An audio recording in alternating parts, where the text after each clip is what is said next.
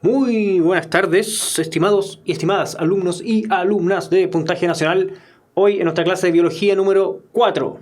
Partimos entonces con nuestra clase de hoy, que es de célula eucarionte y procarionte. Ya, ¿se acuerdan que las primeras dos clases hablamos de moléculas, macromoléculas, enzimas, puras cosas que parecían de química? Bueno, en realidad esa es la forma de partir las clases de biología, pero ya empezamos a hablar la clase pasada de las células. Como les decía, las células son, en el fondo, esta unidad mínima de los seres vivos, de la cual nosotros organizamos nuestras funciones, ¿ya? Sin células no hay vida. Eso decía un poquito la teoría celular que vimos en la clase pasada. Hoy, bueno, lo dejamos planteado en la clase pasada también, que existían dos grandes grupos de células, que son las células eucariontes y procariontes. Y hoy vamos a entrar en detalle en las diferencias y también en las distintas estructuras que cada una de estas células contiene, ¿ya? Hay mucha materia hoy, mucha materia que va a pasar como diapo tras diapo, donde yo les tiro información, tras información, 1,5 kg de información. ¿Por qué? Porque en realidad es así, lamentablemente es así. Si ustedes recuerdan, los que lo han visto, lo vieron en la básica y en la media, espero también. En el libro aparecía este monito donde salía la célula con todos estos compartimientos, todos estos lugares distintos, y en el fondo eso es lo que vamos a ver hoy día. ¿Hasta cuándo dura la clase? Pregunta Karen. Hasta las 7. Después viene la clase de química, como 10 minutos después de esta. ¿Ya? Tenemos entonces la célula eucarionte y procarionte. ¿Y qué vamos a ver hoy día en nuestros temas, subtemas? La organización tanto de la célula eucarionte como procarionte. No mucho más que eso, pero sí es harta materia y hay que retenerla en su totalidad. Creo, sí. Todo esto puede aparecer en la PSU, ¿sí? ¿Ya? Entonces, vamos con esto. Primero, partamos con un pequeño resumen que vimos de lo que vimos en la clase pasada. Vimos generalidades de las células y ya definimos estos dos grandes grupos. Las procariontes o procariotas, que es exactamente lo mismo, son células que tienen su membrana plasmática. Acuérdense que en la parte de afuera, esa membrana que es una doble capa de fosfolípidos que separa el exterior de la célula con lo que hay dentro. Y dentro de esta membrana plasmática, las células procariontes no tienen más compartimientos, no tienen más membranas ni más divisiones o separaciones dentro. ¿Se acuerdan que yo les daba un poquito este ejemplo de los departamentos? Estos departamentos que tienen un puro ambiente, donde uno entra, abre la puerta y está todo. Está la cocina, está el living, está la cama, está todo en un puro ambiente. Se llevan a cabo las mismas funciones de una casa normal, pero el departamento no tiene más separaciones, no tiene más piezas, ¿ya? Entonces la definición era que sus constituyentes son las bacterias. Las bacterias representan a este grupo y se caracterizan por no tener un núcleo definido ni tampoco organelos membranosos, ¿ya? En el fondo esas son las separaciones de las cuales les hablo. Las eucariontes, esta definición nos dice que son todos los organismos que no son bacterias, es decir, que descartando a las procariontes todo el resto. Característica de ellas es que son como una casa o un departamento que tiene más piezas, donde uno tiene un contorno exterior, que es la membrana plasmática, que en nuestro ejemplo del departamento serían las paredes que separan la casa o el departamento del patio, o de los departamentos de al lado, y tenemos organelos o distintas estructuras que están separadas por membranas adicionales que vendrían siendo como las piezas de la casa, ¿ya? Son grupos completamente distintos. Pregunta para Karen, ¿el núcleo de la célula contiene fosfolípidos? Aguánteme un segundo. Vamos para allá, si no me equivoco, viene aquí mismo. Célula eucarionte o eucariota, es exactamente lo mismo. A veces cuando uno pone eucarionte, de repente escribiéndolo en algún trabajo, no sé si se han dado cuenta que aparece subrayado como con falta de ortografía. Bueno, porque pueden poner eucariota y es un sinónimo. Las células eucariontes eran los que yo les decía que tenían estas estructuras subcelulares, estas divisiones que se llaman organelos, que son las características de todas las células eucariontes. Entonces nosotros cuando veamos una foto como la que está allá, que es una foto de microscopía electrónica, no sé si se acuerdan que le hablé un poquito de eso la clase pasada, podemos ver que está el contorno, que es la membrana plasmática, y dentro está este núcleo que es un compartimiento completamente distinto. Lo que anda dando vuelta acá en el citoplasma no necesariamente va a entrar al núcleo porque son como piezas distintas, están separadas, ¿ya? Y la foto de al lado, esta azul, que es un dibujo, en el fondo yo les muestro esto en 3 dimensiones, ¿ya? Que hay separaciones. Y el núcleo, aquí nos preguntaba Karen si contiene fosfolípidos. Efectivamente es un lugar que está limitado por una membrana nuclear que también está compuesta de esta membrana o esta bicapa fosfolipídica. Esta membrana esa separación, se llama carioteca, ¿ya? Y está compuesta de proteínas llamadas láminas nucleares, las cuales poseen poros u hoyos por donde salen las moléculas de ARN en el citoplasma. Lo vamos a ver en detalle más adelante, pero yo espero que ustedes ya tengan un poquito asociado, lo hemos hablado un poquito en las clases anteriores, que el ADN que está dentro del núcleo genera una molécula de ARN y eso después genera una proteína. Para eso está el ADN, ¿cierto? Entonces, el ADN está dentro del núcleo y el ARN tiene que salir del núcleo y en el fondo lo hace por estos poros nucleares.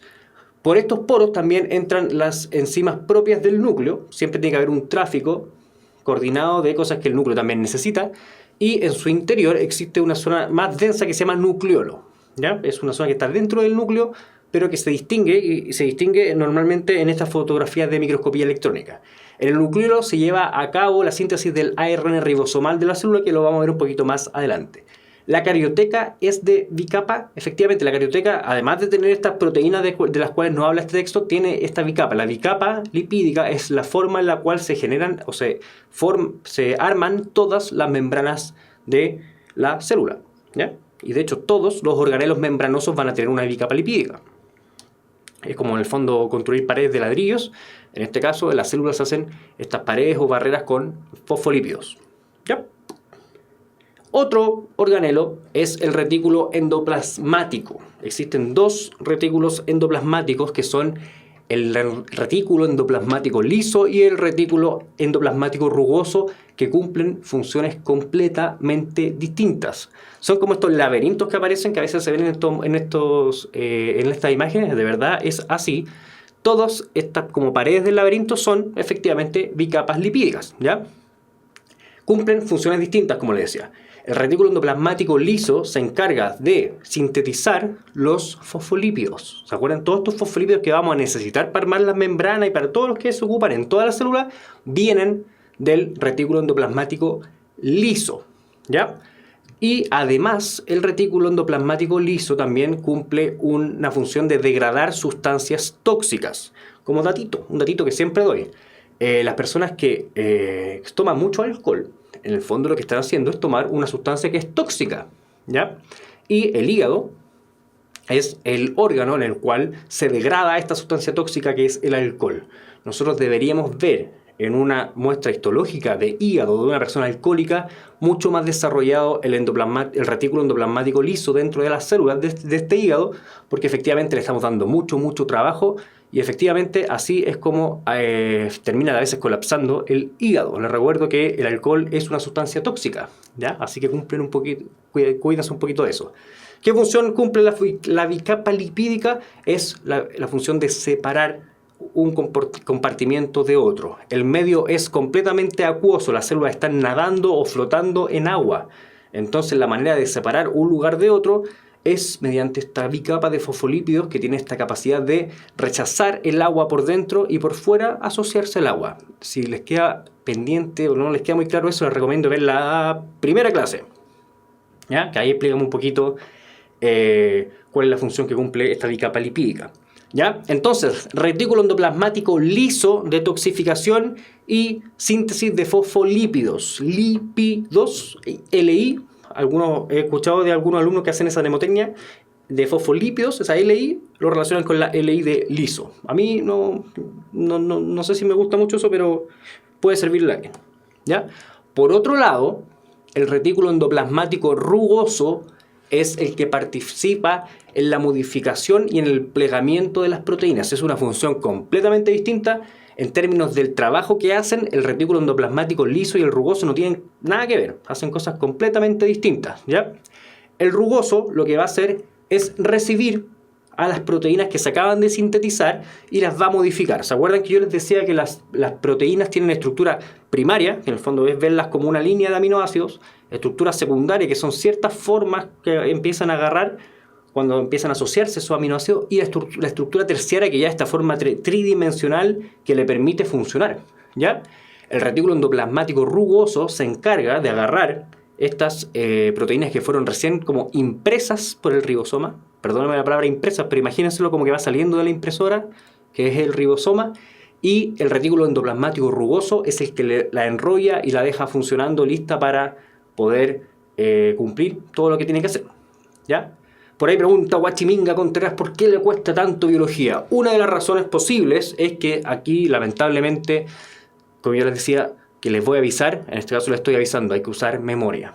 Hay que tener claro de memoria, no queda otra, que el retículo endoplasmático rugoso no es lo mismo que el retículo endoplasmático liso, y como uno no anda por la vida topándose con los retículos endoplasmáticos por la calle, hay que aprenderlo de memoria, ¿ya? Hay harto concepto aquí dando vueltas, pero les aviso que por favor pónganle atención porque esto es muy, pero muy importante, ¿ya? Entonces ya tenemos listas las funciones de los dos retículos endoplasmáticos, liso y rugoso. Ambos están conectados bien como a la salida del núcleo, ¿ya? Es súper útil que esté ubicado ahí. Ya vamos a ver por qué. Otra estructura característica de las células eucariontes es el aparato de Golgi. A la salida del retículo endoplasmático rugoso, el RER rugoso, salen del RER ya estas proteínas que fueron modificadas, que están listas para funcionar, pero el aparato de Golgi es el que dice ya, yo me encargo de distribuirlas. Es como una fábrica, ¿cierto? En una fábrica hay un lugar de procesamiento donde se arma el producto, después el producto se va a modificar, que vendría siendo como el retículo endoplasmático rugoso, pero en la fábrica después hay un centro de distribución donde dicen ya, tenemos un pedido de Puerto Montt, un pedido de Arica y vamos a distribuir en distintos camiones o distintos embarques nuestros productos. Bueno, el aparato de Golgi hace eso. Una vez que el RER modifica, él dice ya, tenemos esta proteína lista, esta hay que mandarla a la membrana plasmática y la envía, la envuelve en vesículas, que lo vamos a ver más adelante que es eso, y termina en el fondo de distribuir estas proteínas. Acuérdense por favor que las proteínas son lo más importante que hay dentro de la célula. Son los que hacen el trabajo, los que hacen distintas funciones, tantas funciones, que en el fondo las proteínas son las que mueven la célula con respecto a todo lo que necesita hacer. ¿Qué significa RER? Significa retículo endoplasmático rugoso. Asimismo existe el REL, que es el que, en el fondo, el retículo endoplasmático liso. ¿El aparato de Golgi hace la glicolización? Sí, es un tipo de modificación también que se puede hacer a las mismas proteínas, ¿ya? Que también una de las modificaciones finales la hace el aparato de Golgi. Sin embargo, como aquí hay esta memoria que me tiene que ocupar para todo esto, les recomiendo asociar el aparato de Golgi con quizás la modificación final de las proteínas, pero principalmente la distribución de estas. Los lisosomas son vesículas o, en el fondo, lugares dentro de la célula que fueron separados por bicapas lipídicas, cuyo contenido principalmente son enzimas hidrolíticas. La palabra hidrólisis en biología significa romper, ¿ya?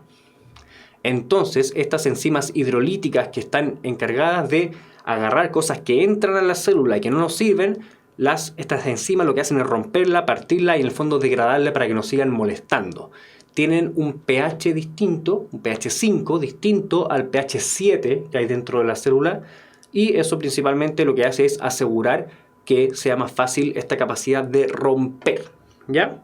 Por ejemplo, entra una sustancia tóxica a la célula, ¿dónde va a ir? Puede pasar al REL, recuerden que el REL degrada, pero también podría ser una sustancia grande, podría ir al lisosoma, donde ahí se va a partir en 1000 pedacitos para en el fondo desecharla y quizás ocupar o reciclar algo que nos sirva. O sea, pregunta Mirai, ¿que lisis es romper? Efectivamente, lisis es romper estrictamente. La palabra hidrólisis o hidrolítico, en el fondo el hidrolítico es el que lleva a cabo la hidrólisis, es una reacción química en la cual yo no voy a entrar en este momento, en la cual se ocupa agua para poder llevar a cabo el rompimiento de grandes moléculas. Por ejemplo, una proteína se puede hidrolizar, ¿ya? Cuando nosotros comemos proteínas grandotas, cuando uno come un pedazo de carne con mucha proteína, como una proteína muy grande que no nos sirve. Lo que nos sirve en términos digestivos son los aminoácidos. Entonces lo que hace nuestro estómago y lo que hace el páncreas también es generar un montón de procesos de hidrólisis. Es decir, agarrar esa proteína grande y romperla para obtener lo que necesitamos, ¿ya? Ese es el concepto de hidrólisis. El peroxisoma cumple una función similar, pero tiene una diferencia, ¿ya? Contiene enzimas que ayudan a la célula a evitar el estrés celular, ya que en el fondo hay muchas cosas que estresan a la célula. Estrés no es el mismo concepto nuestro de estrés, sino estrés son aquellas circunstancias que perjudican la función o la vida de la célula. Una de ellas son la capacidad oxidante de algunas sustancias. Entonces, en los peroxisomas, todas estas sustancias que puedan oxidar demasiado la célula se ven en el fondo degradadas por algunas enzimas, que son por ejemplo esta que se llama glutatión transferasa y esta que se llama catalasa. La última es la que agarra el peróxido de hidrógeno y lo transforma en agua e hidrógeno. El peróxido de hidrógeno, que también se conoce como agua oxigenada, en realidad el agua oxigenada tiene peróxido de hidrógeno. El peróxido de hidrógeno es muy, pero muy tóxico. De hecho, cuando uno lo consume puro, es prácticamente mortal, ¿ya? Mortal de malo. Entonces, este peróxido de hidrógeno, que es muy, pero muy tóxico, si es que llega a la célula o se genera dentro de la célula por cualquier proceso, la catalasa, que es una enzima que está en el peroxisoma, lo va a transformar en agua e hidrógeno, que en el fondo no es nada más que, o sea, no hay nada más puro y más sanito que el agua y el hidrógeno, está por todos lados, ¿ya? Así que también cumple la función de degradar ciertas sustancias tóxicas, pero enfocados en aquellas sustancias que son oxidantes, ¿ya? De ahí vamos a ver en química, que es una sustancia oxidante mucho más adelante. Las vacuolas. Las vacuolas son espacios muy, pero muy grandes, separados también. Recuerden que todo esto, lo que hemos nombrado, está separado por su propia membrana. Pero la vacuola es un lugar de reserva, es como un estanque, que se guarda agua, iones, azúcares y proteínas en solución, principalmente asociado a la célula vegetal, pero es muy, pero muy grande. De hecho, en algunas células uno ve la imagen en el microscopio y lo más grande, lo que más se ve es la vacuola. Se encuentran principalmente en plantas, como ya les decía, asociado principalmente a la célula vegetal, no completamente, y proveen, en caso de escasez de alguna sustancia, en el fondo sirven para guardar y ayudan a mantener la presión de turgencia. ¿Qué significa eso? Que si la gran parte del espacio que se ocupa dentro de la célula lo tiene la vacuola, en caso que esto se desinflara, la célula se, en el fondo, pondría un poquito más flácida, y es la vacuola la que mantiene la tensión, la presión de urgencia, perdón. ¿Qué células eucariontes tienen vacuola? Principalmente, en su mayoría, vamos a asociar la vacuola a células vegetales, aunque también de repente en algunos libros aparecen en las células animales. Dejémoslas en vegetales mejor, ¿ya? La mitocondria. Vamos a tener clases completas de mitocondria porque la mitocondria es el lugar donde se obtiene la energía. Como yo les decía, las células necesitan que todas las reacciones químicas y todo lo que ocurre dentro de ellas no ocurra al azar, ¿ya? Necesitamos ir guiando más o menos cómo van a ocurrir todas las reacciones químicas, que ocurra esta reacción y esta no. Entonces, además de tener las enzimas, que eran todas estas maquinitas, que eran en su mayoría proteínas, que hacían esta pega, también vamos a necesitar mucha energía. Por eso uno come. Del alimento uno obtiene energía. Pero son las mitocondrias aquellos organelos que tienen una membrana externa y además tienen una membrana interna, es decir, que tienen dos membranas, que van a ser las encargadas de sintetizar el ATP, que es una molécula que yo espero que les empiece ya a sonar, que se llama adenosintrifosfato, que es la manera que tiene la célula de ir moviendo la energía, de ir distribuyendo. Por ejemplo, en tal organelo allá lejos necesitan energía para poder llevar a cabo su función. Efectivamente, ni un problema, la mitocondria va a sintetizar ATP, va a enviar el ATP, que es una molécula chiquitita, y ese lugar donde se necesita de la energía va a agarrar el ATP y le va a sacar la energía. Un método de transportar energía a lo largo de toda o a través de toda la célula, ¿ya?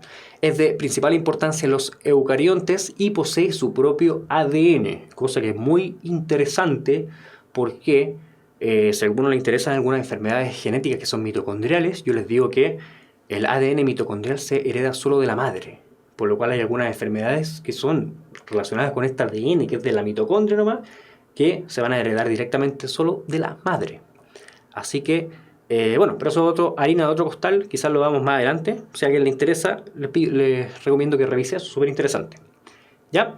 Las mitocondrias eran bacterias en algún tiempo, eso sí que lo vamos a ver más adelante, que es parte de la teoría endosimbiótica, que dice en el fondo que parece que esta bacteria es bien, o sea, esta mitocondria es bien parece una bacteria. Así que hay algunas teorías que dicen que en algún momento pueden haberlo sido. ¿Ya?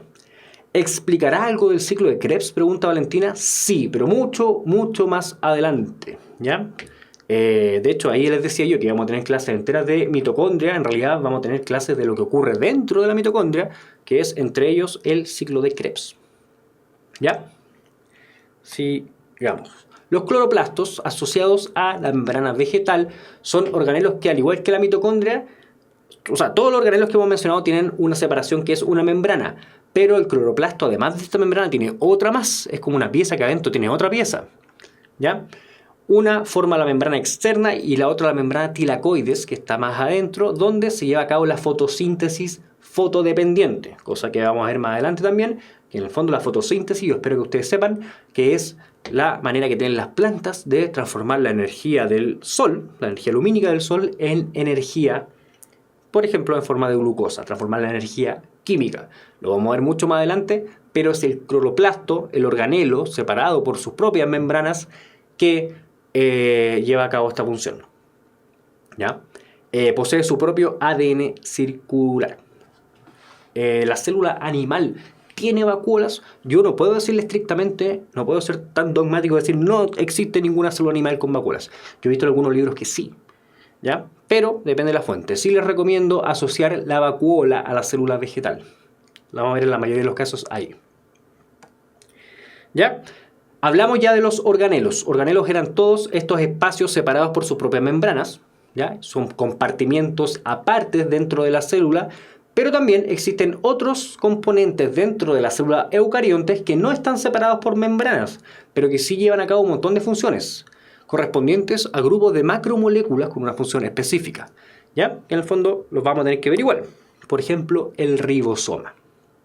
El ribosoma es súper importante. ¿Se acuerdan que yo les decía que todas las células, todas, absolutamente todas, van a tener membrana, material genético, citoplasma y ribosoma también? Porque si no hay ribosoma, no hay proteínas, ¿ya?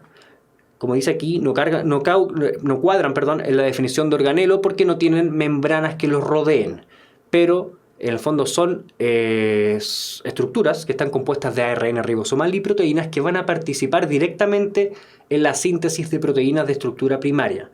Este es el lugar donde se genera una proteína, donde se unen los aminoácidos para ir armando las proteínas, estas grandes moléculas que la célula va a utilizar para todo, ¿ya? Recuerden que el ADN sirve como molde. Ese molde se transforma a ARN o RNA, queda lo mismo. Y el ribosoma recibe el ARN mensajero y lo transforma recién en una proteína. Del ribosoma salen las proteínas, pero salen, como yo les decía, como una impresora, como en una hojita. Recibe el molde, recibe la información y va generando una proteína estiradita, como una impresora, con distintos códigos, con la hilera de códigos, y eso es la estructura primaria. Por eso se habla que se encarga de la síntesis de proteínas de estructura primaria. Posteriormente, ¿qué los va a modificar para generar esta estructura terciaria? El RER, retículo endoplasmático rugoso. En los ribosomas se lleva a cabo la transformación o la traducción del ARN mensajero a aminoácidos que formarán las proteínas, que en el fondo es lo que les estoy diciendo. Los ribosomas que poseen las células eucariontes son 80S, a diferencia de los procariontes que son 70S, ¿ya? ¿Qué es la S? Ya vamos para allá, pero por ahora les encargo, por favor, que digan 80S eucarionte, 70S procarionte, ¿ya? Es una diferencia que también hay en estos dos grupos. Los centriolos, también conocidos como centroorganizadores de microtúbulos, van a organizar, o en el fondo son a partir de donde crece o empiezan a nacer estos microtúbulos, y también el uso mitótico. Ambos conceptos van a ser vistos más adelante. Tranquilidad. Los microtúbulos, que aquí vienen, son parte del citoesqueleto. Yo les hablé un poquito que el citoesqueleto, es un armazón que hay dentro de la célula. La célula no es tan blandita. Si yo le hablo de la membrana, de la bicapa fosfolipídica o la membrana plasmática, en realidad la membrana plasmática es como un fluido, ¿ya? El citoplasma es líquido en su mayoría, es muy fluido, pero la célula no es tan blanda.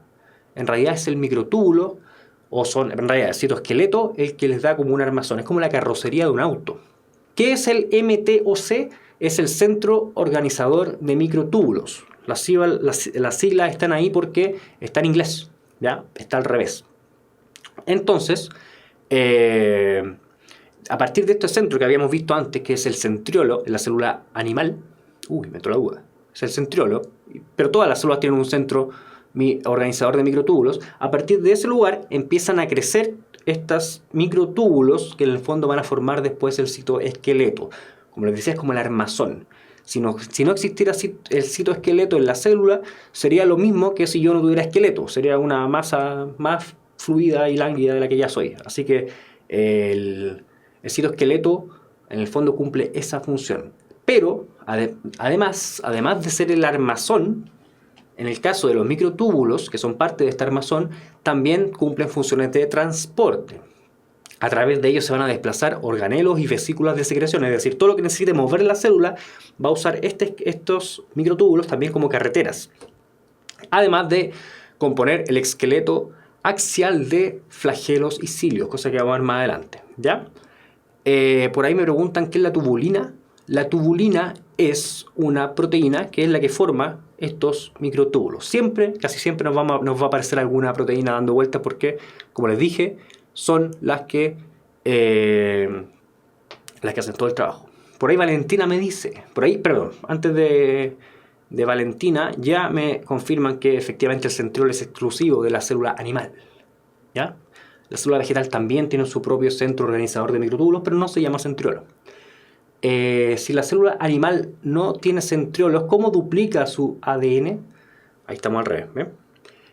Todas las células tienen un centro organizador de microtúbulos. De ahí, en el fondo, se va a formar el uso mitótico, que es lo que vamos a ver más adelante, ¿ya? Pero todas las células tienen que tener un centro organizador de microtúbulos. Que se llame centriolo o no es otro tema, ¿ya? Sigamos. Microtúbulos. Los microtúbulos, como les decía, perdón que retome, son parte del citoesqueleto, pero son la parte más grande porque también existen unos microfilamentos que cumplen esta misma función de ser como estos hilos que van creciendo, pero estos son más chiquititos, ¿ya? Y son parte del citoesqueleto, también cumplen esta función de ir aguantando, soportar el esqueleto de la célula, pero están compuestos por una proteína que se llama actina, ¿ya? Se ubican en la periferia de la célula en forma de red, debajo de la membrana plasmática, ¿ya? Imagínenselo como un borde adicional, y van a ser responsables de la forma y del desplazamiento celular. Es decir, que aquellas células que necesiten moverse van a ocupar los microfilamentos para esto, ¿ya? Dame un segundo. Las miosina y la actina también forman el sarcómero en los músculos. Muy bien, Valentina. Vamos a ver eso un poquito más adelante, pero tiene toda la razón. Son proteínas y de hecho el mismo citoesqueleto va a ser responsable del movimiento de algunas células que necesitan a veces cuya función a veces exclusiva es el movimiento, como por ejemplo la célula muscular, ¿ya? Para allá vamos, lo vamos en un par de clases más. Microfilamentos. Y los filamentos intermedios, si hablamos de los micros que eran chiquititos, de los microtúbulos que eran un poquito más grandes, tenemos los filamentos intermedios, que son también parte del citoesqueleto, están compuestos por diferentes proteínas, pero la más conocida es la queratina, ¿ya? La queratina es una proteína que, por ejemplo, está presente en el pelo. El pelo es casi pura queratina. También cumplen esta función de dar rigidez a la célula y participar en algunas unidades celulares. Lo último que hemos visto, filamentos intermedios, microfilamentos y microtúbulos, todos cumplen una función similar, ¿ya? Si bien, por ejemplo, los microtúbulos también están asociados a transporte, todos estos tres últimos tienen que ver con darle firmeza a la célula, que no sea como una masa tan fluida, sino que tenga cierta rigidez para que no ande para todos lados dando vuelta, ¿ya? Entonces, dicho esto, tenemos nuestro monito con diferencias entre dos grupos de células eucariontes. Todo lo que hemos dicho hasta ahora son de células eucariontes en general, pero hay dos grandes grupos de células eucariontes que son la célula animal y la célula vegetal, que tienen estructuras que algunas son comunes y otras no. Por ejemplo, aquí nos preguntan si la mitocondria está en la animal y en la vegetal o solo en la animal. Está en ambas. La mitocondria se encarga de darle energía a todas las células eucariontes, ¿ya? Por ahí dicen, ¿y las uñas también? Está hablando de la queratina, Will Steph, ¿sí? También, la queratina también está presente en las uñas. Entonces tenemos algunas, ¿cómo se llama? Algunas de las cosas que he nombrado que son exclusivas de algunas, como por ejemplo la vacuola central, que dijimos que relacionémoslas principalmente con vegetales, aunque aquí ya nos apareció que los animales también podrían tener una vacuola, ¿ya? La pared celular, que algo habíamos hablado de esto, también está relacionada principalmente con células vegetales. El cloroplasto sí o sí está relacionado con vegetales porque ahí se lleva a cabo la fotosíntesis. Los centriolos están vinculados con la célula animal solamente, aun cuando tiene que tener la célula vegetal un centro que organice los microtúbulos, ¿ya? Que no se llama centriolo. Dicho esto, les doy esta imagen para que la vean, para que tengan consciente que estos son dos grupos, célula animal y vegetal, muy importantes, pero dentro del gran grupo de las células eucariontes. Por favor, no confundan eso, porque a veces pasa que tienen como se separan procariontes, vegetales, animales, o a veces se confunde eso. Existen procariontes y eucariontes, y dentro de los eucariontes, animal y vegetal. ¿Ya? Ambas son eucariontes. Aquí tenemos un cuadrito con algunas diferencias. Voy a desaparecer de acá. Adiós. Ahí sí, con algunas diferencias. La pared celular es una de las diferencias que la tiene solamente la vegetal. La presencia de cloroplastos y otros plástidos, hablemos de cloroplastos principalmente en la célula vegetal. La condición cromosómica, también lo vamos a ver más adelante. En la clase que viene, si no me equivoco, es de esto, es de ADN. Pero casi siempre los animales son diploides, es decir, que sus cromosomas se organizan de a pares. La presencia de lisosomas, y no hay lisosomas en la célula vegetal. La presencia de glioxisomas en la vegetal y no en el animal. No vimos los glioxisomas, pero no los vamos a dejar hasta ahí nomás porque es un proceso aparte que no entra en la PSU. Presencia de colesterol en la membrana plasmática, lo cual ocurre en la célula animal, pero en la célula vegetal hay algo que es bien similar, que se llama ergosterol, que es muy similar, de hecho químicamente es prácticamente igual. ¿Ya?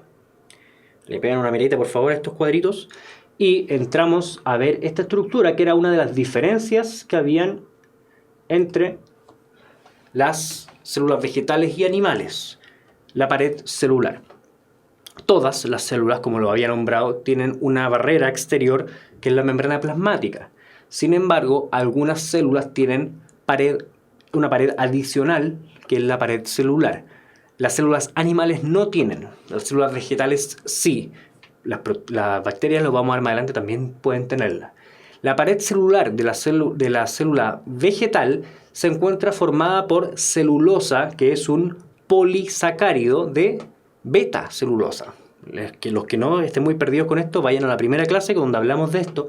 La beta glucosa es un sacárido que, al repetirlo, formamos este polisacárido con una molécula grandota que se llama celulosa, que en el fondo es lo que le da más rigidez o una rigidez adicional a la célula vegetal. Cuando un árbol muere, la célula se pierde, pero es tan firme la pared celular, es tan firme la celulosa, que queda ahí, y eso es la madera principalmente. De hecho, las plantas de madera o las forestales, algunas se llaman celulosa, por ejemplo. Bueno, no vamos a dar nombre de estas forestales, pero hay algunas forestales que ocupan la palabra celulosa y después el nombre comercial, ¿ya? La pared celular no es exclusiva solo de la célula vegetal, lo vamos a ver más adelante, que las bacterias pueden tener también, pero entre la comparación entre vegetal y animal, decimos que el animal no tiene pared celular, ¿ya? Espero que eso vaya quedando claro. Así que, si vemos los eucariontes exclusivamente, los vegetales tienen pared y los animales no, ¿ya? Células procariontes. Ya salimos del primer grupo de los eucariontes y quedamos en los procariontes. Las células procariontes, acuérdense que eran las que no tenían compartimientos adicionales, son más pequeñas, son como 10 veces más chicas que las eucariontes, no tienen núcleo y no tienen organelos separados por sus propias membranas. Tienen una pura membrana afuera y nada más, ¿ya?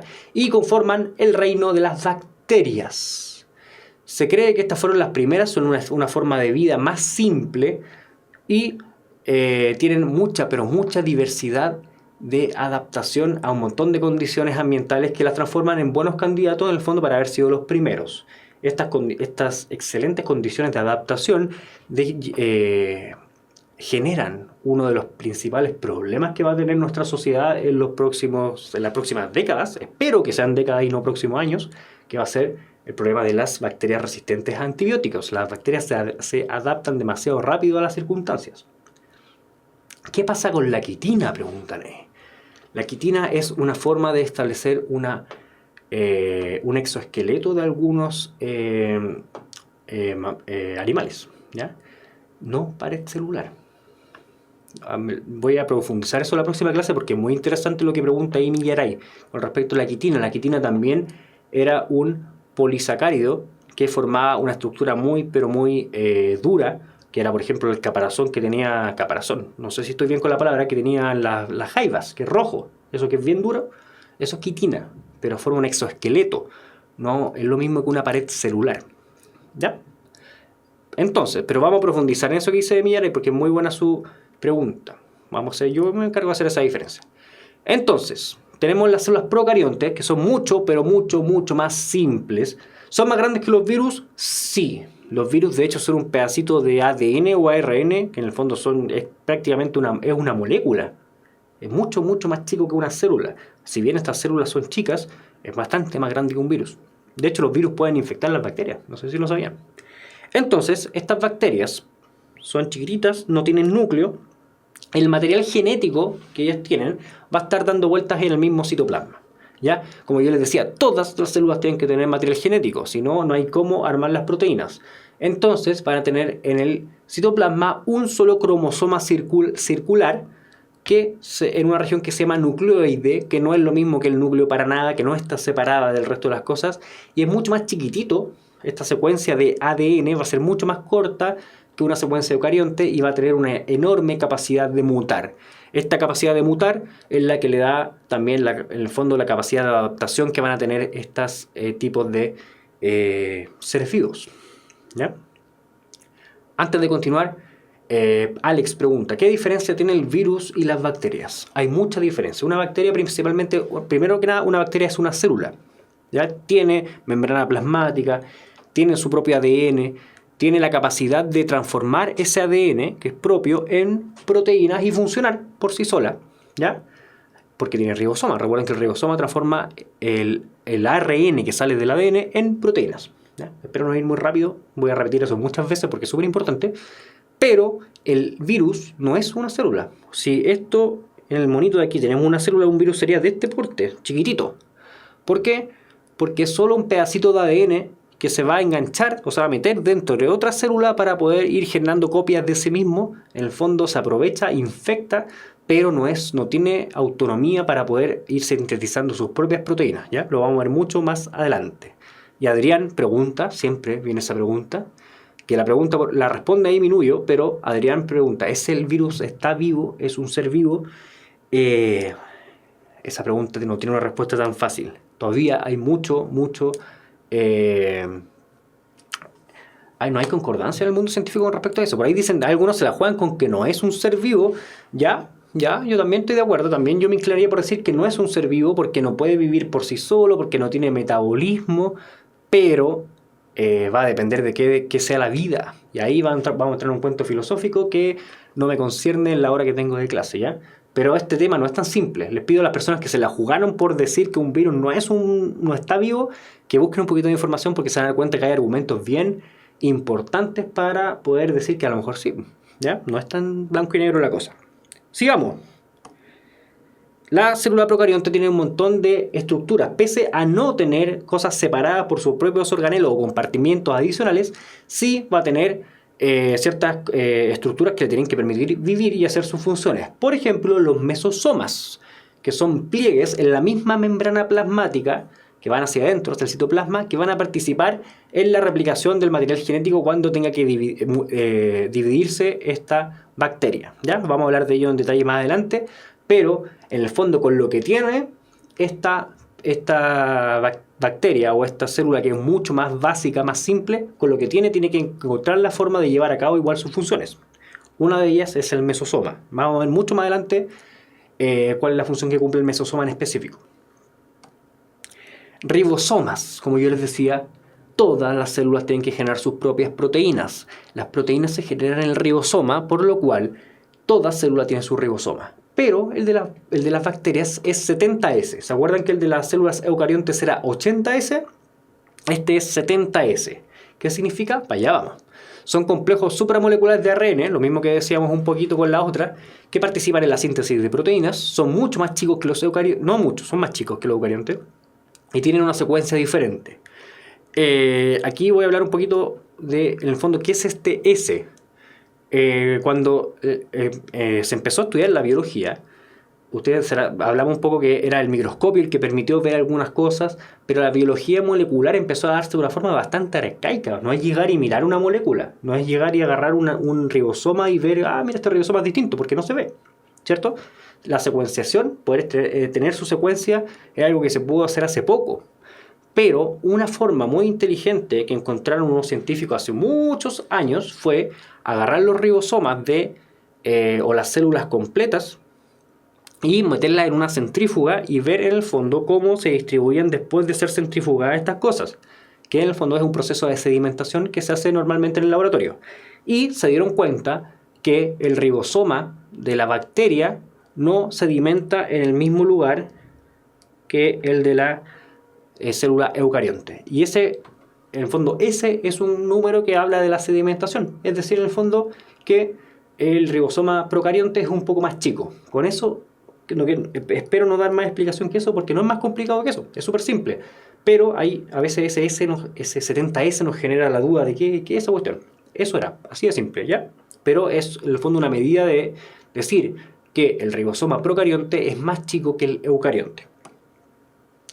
Las células procariontes también tienen una cápsula que está afuera de la membrana plasmática que protege a algunas bacterias de la acción del sistema inmune. Como les digo, estas siempre andan buscando cómo ir metiéndose en los lugares donde no tienen que meterse, y como se modifican rápidamente, como se adaptan rápidamente, encuentran a veces la forma para hacerlo. Uno de ellos es generar una cápsula que es como en realidad son como, imagínense, como una cosa bien cochina. Cuando vemos una bacteria y la imaginamos como algo bien sucio, como con mocos, es porque la cápsula es eso. Son polisacáridos como en esa forma, no es ni sólido ni líquido, que en el fondo lo está liberando y que andan rodeando a esta bacteria para poder en el fondo distraer al sistema inmune y ir como escondiéndose de el sistema inmune, que el sistema inmune anda buscando a las bacterias para eliminarlas.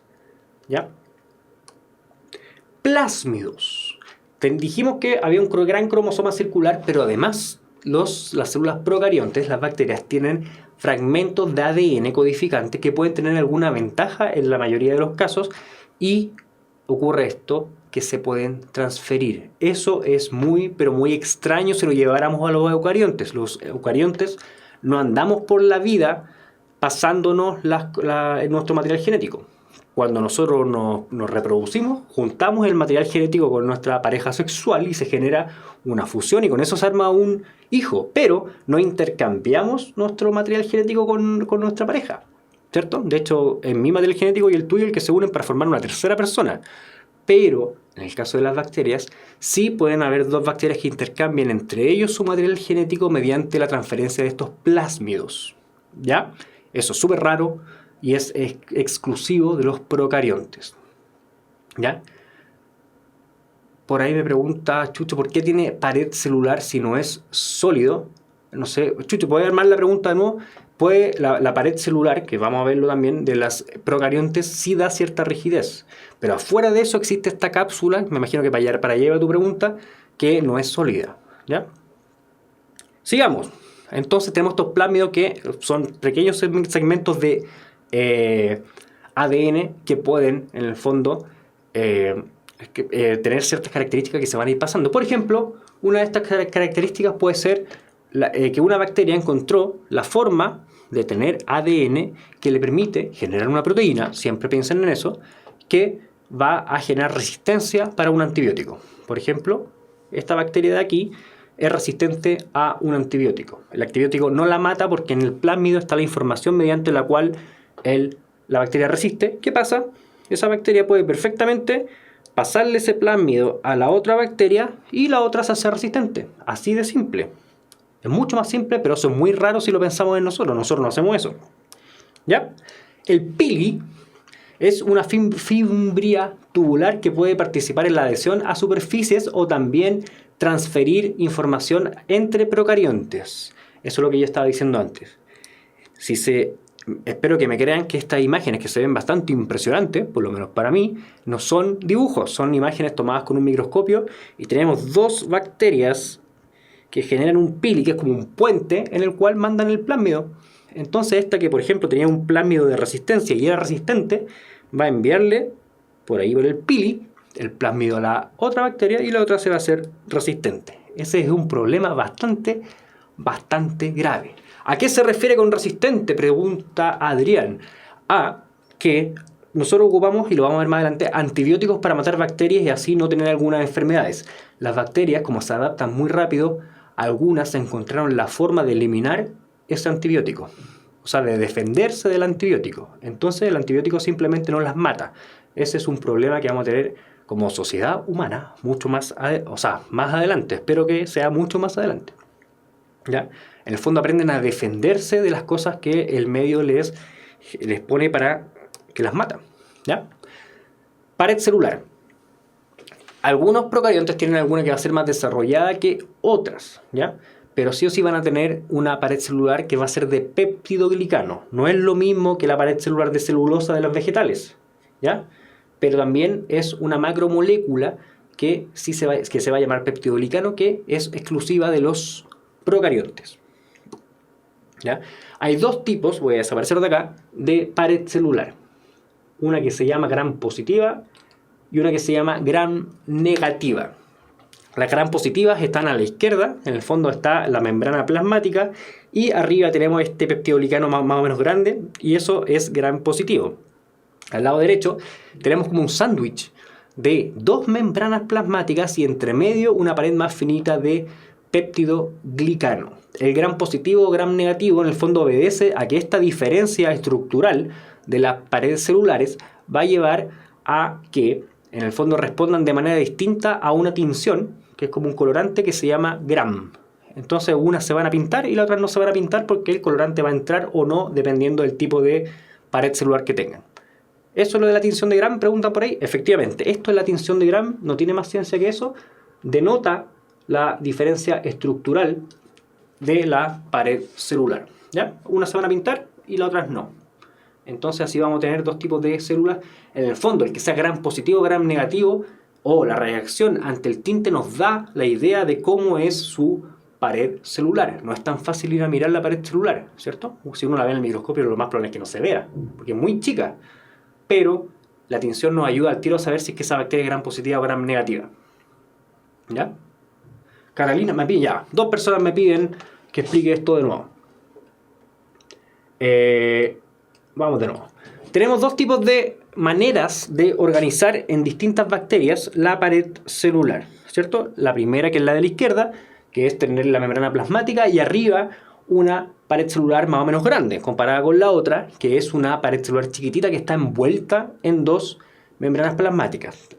Este tipo de organización puede estar en algunas bacterias o en otras, ¿ya? Pero el tema es que no es tan fácil. Si a mí me pasa una bacteria en la mano, yo la miro, aunque la ponga debajo del microscopio, no voy a poder saber qué tipo de bacteria es, gram positiva o gram negativa.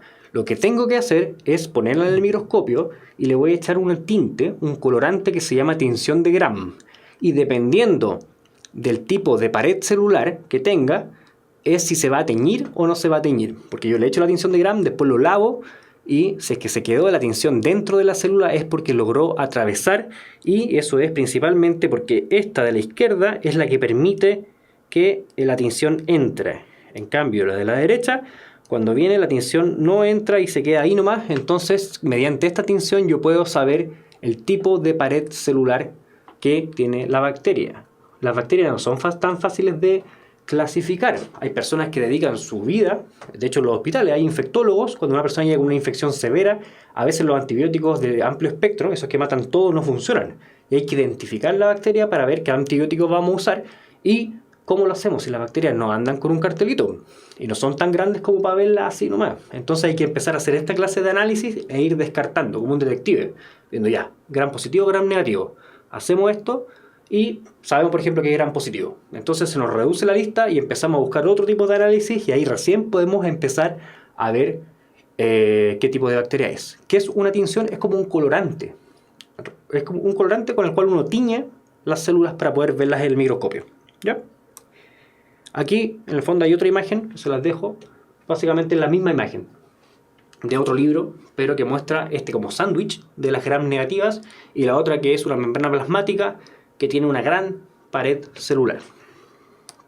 Y ese es un monito donde ya está ejemplificada nuestra célula procarionte. Como siempre, cuando vean este monito, les recuerdo mantener las proporciones. Esto es más chico que una célula eucarionte. ¿Ya? Lo último creo que es de nuestra clase de hoy. ¿Se acuerdan que hablamos de un montón de cosas que eran características de las eucariontes y otras que eran de las procariontes, ¿cierto? ¿Qué pasa si por alguna razón yo voy caminando por la calle, me como un sándwich y el sándwich está muy contaminado de bacterias patógenas? Me voy a enfermar. En mi cuerpo va a entrar una bacteria que va a empezar a colonizar, se va a empezar a multiplicar y me va a enfermar. ¿Qué estrategia puedo usar yo para poder eliminar esa bacteria de mi cuerpo? Si es que mi sistema inmune no lo logra hacer, lo que vamos a hacer es ocupar todas aquellas estructuras o aquellas diferencias que tenga en la célula procarionte con respecto a la eucarionte para poder generar una estrategia. Por ejemplo, los antibióticos. Los antibióticos se aprovechan de todas las diferencias que tengan las procariontes de las eucariontes y las atacan. Por ejemplo, ¿se acuerdan que dijimos que la pared celular de las procariontes eran de peptidoglicano? Bueno, la penicilina es un antibiótico que lo que hace es romper el peptidoglicano. Entonces, si a mí me inyectan penicilina, a mis células no les va a pasar nada, porque yo no tengo peptidoglicano, pero las bacterias sí. Entonces, algunas sí se van a morir. ¿Ya? Hay un montón, la amoxicilina, la ampicilina, todas funcionan de forma similar. Todas las diferencias estructurales y funcionales van a ser utilizadas por los farmacólogos para generar maneras de eliminar a las bacterias. ¿Ya? Los beta-lactámicos son el tipo de antibióticos que elimina el peptidoglicano. El problema, como yo les decía, es que las bacterias tienen una gran capacidad de adaptación. Por ejemplo, ya existen bacterias resistentes a la penicilina que lo que hacen es defenderse. Por ejemplo, a esta bacteria yo le inyecto penicilina y en vez de morirse lo que hace es tener una maquinaria para poder romper la penicilina y deshacerse de ella. Y eso se llama resistencia al antibiótico. ¿Ya? Hay una pregunta por ahí que era si son unicelulares o pluricelulares. Estas son unicelulares. Son más chiquititas y andan por la vida solitas. A diferencia de nosotros que somos pluricelulares. ¿Ya? Pregunta. Ya. Por razones experimentales se desea remover la pared celular de las plantas para obtener células sin pared. Esas células sin pared se llaman protoplastos. ¿Cuál de los siguientes procedimientos permitiría obtener protoplastos? Ya vieron la alternativa, pero explíquenmelo. Colocar trozos de tejido vegetal en agua destilada para provocar un shock osmótico. Aplicar altas temperaturas para disolver la pared. Utilizar proteasas o usar proteasas para disolver las proteínas presentes en la pared celular. Usar enzimas que hidrolicen los polisacáridos de la pared celular e inhibir la síntesis de celulosa. Ya los que me ponen la alternativa, espero que no sea porque la vieron y... Ya, lo que están intentando hacer en este ejercicio es eliminar la pared celular, ¿cierto? Dos células sin pared se llaman protoplastos y eso es lo que queremos. ¿Qué vamos a hacer para eliminar la pared celular? Es romper la molécula que forma la pared celular, que es la celulosa. La celulosa es un polisacárido que está formado por un montón de monosacáridos, que es la beta-glucosa. Entonces, lo que tenemos que hacer es romper ese polisacárido y ahí se va a eliminar en el fondo esta pared celular.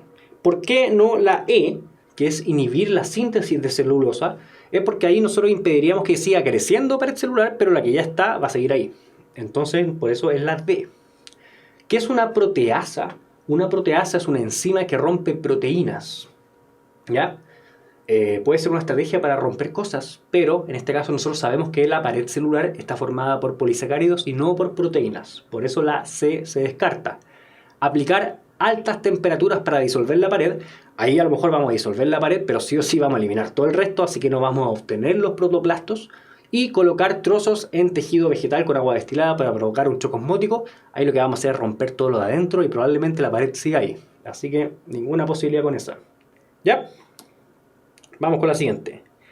Una diferencia estructural entre las células procariontes y las eucariontes es que la célula procarionte tiene pared celular, eucarionte presenta citoesqueleto, procarionte tiene flagelos que permiten desplazarse, eucarionte presenta mayor grado de compartimentalización y eucarionte presenta ADN asociado a proteínas. Nathaniel pregunta, ¿cuáles eran los protoplastos? Ese es miren, era un concepto que la misma pregunta tenía, que no había que sabérselo, ¿ya? Eso suele pasar, y es buena la pregunta de Nathaniel porque eso suele pasar en la PSU, que nos ponen un concepto en la pregunta que a veces nosotros no tenemos por qué saber, pero la misma pregunta lo explica. Entonces la primera sensación que uno tiene en la guatita es decir, me apareció algo que no sé. Pero la pregunta lo explica, ¿ya? Protoplastos era la célula sin pared, ¿ya?